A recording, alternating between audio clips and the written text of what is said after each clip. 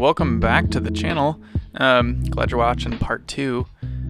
Here I have begun drawing Slippy. Slippy's a gray tabby.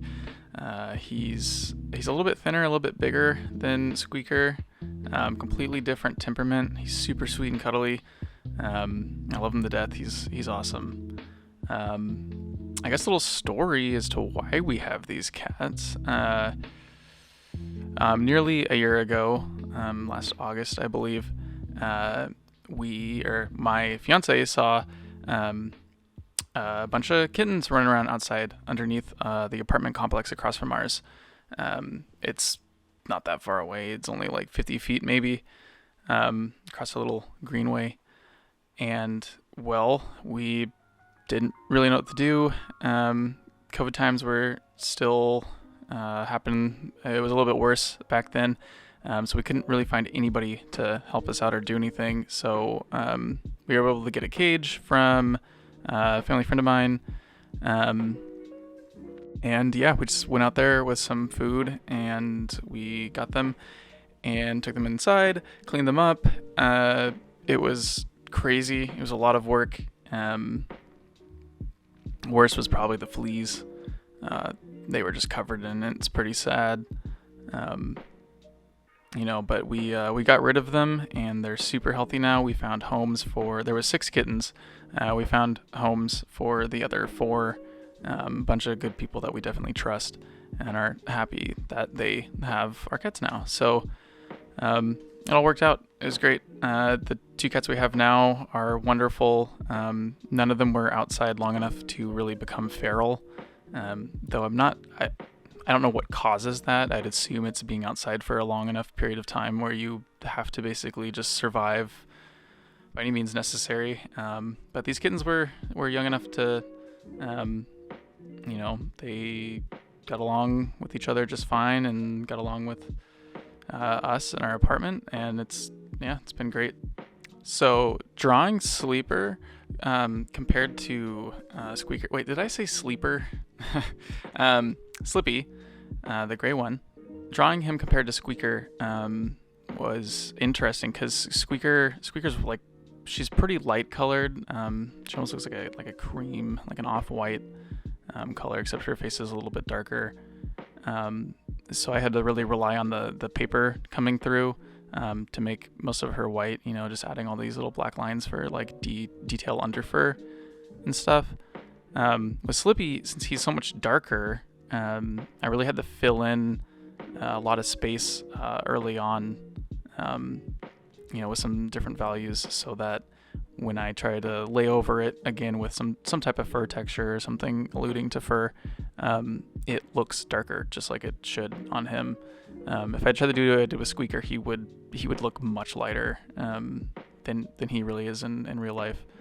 I don't think these are. I wouldn't consider these hyper realism. That real hyper realism is insane. It's so much work. I don't know if I've really ever done anything quite like it.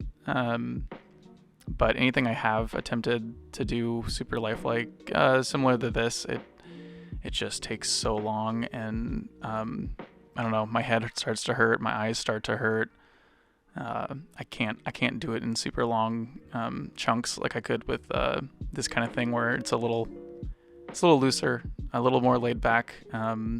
Really relying heavily on just some simple techniques to elicit a feeling of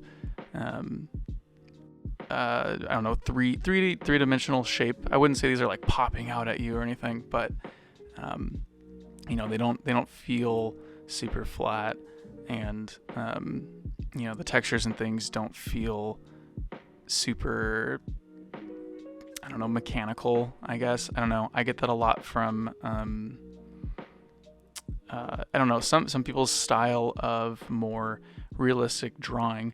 Not that it lacks life, but it is so practiced, and they have it so nailed down that it's just like, okay, cool. I couldn't discern you from, a whole art show of that stuff.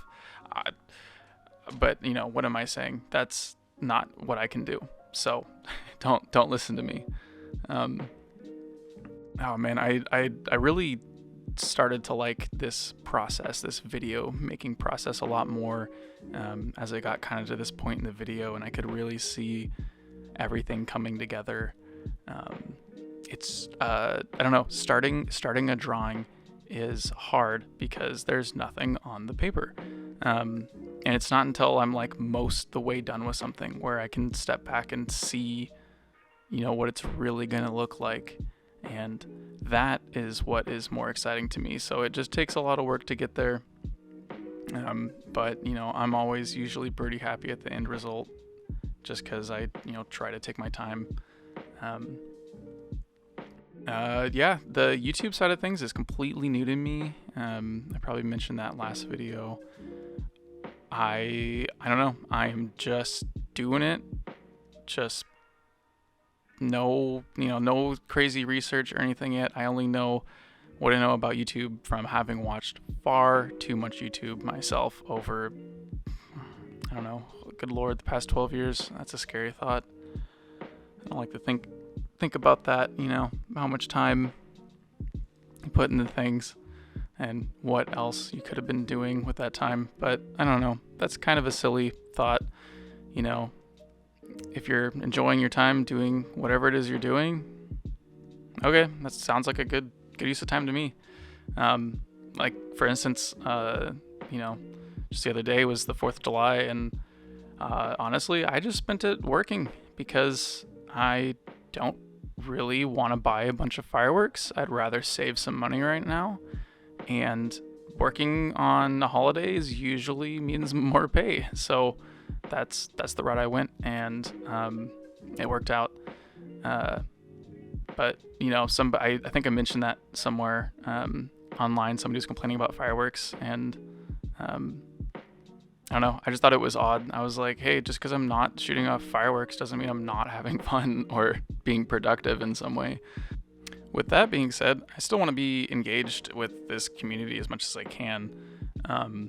I haven't worked too much on branching out right at this moment.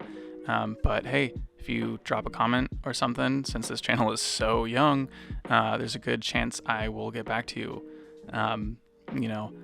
I don't expect to be teaching or giving tutorials on any of this kind of stuff.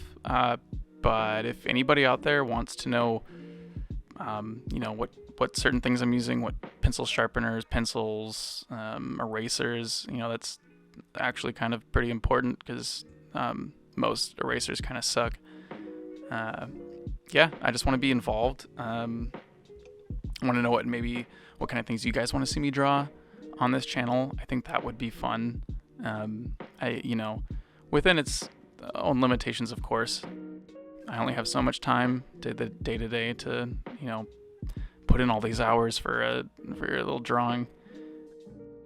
But I'd be more than happy to do something if it seems like really cool and something I could do pretty reasonably easily. I hope the channel can grow. I hope that people will get involved. I'm gonna try to put out a video at least once a week. Don't hold me to that though, because life is very busy at the moment, so it might be less infrequent than that. I would probably bet on that. I love the idea of using this platform as a way to just speak about stuff, things I do, things I like mostly. There's a lot going on in this world. I don't need to remind anybody of most of the things, at least I hope I don't. So using this as a positive platform just to talk about cool things going on, stuff I like, stuff I enjoy, however I can connect with more people in this community, that would be awesome. Having never done anything like this, I'm sure I've already broken a lot of rules or made a lot of mistakes. But I don't know, that's part of the fun. I didn't start drawing stuff like this. I worked years and years and years to just get to here, which, it's good enough, I guess. I'd love for it to be better, of course. But hey, over the time, maybe that's what we'll get to see on my channel. All right, and that's time. Thanks for watching. You've all been great. See you next time. Bye.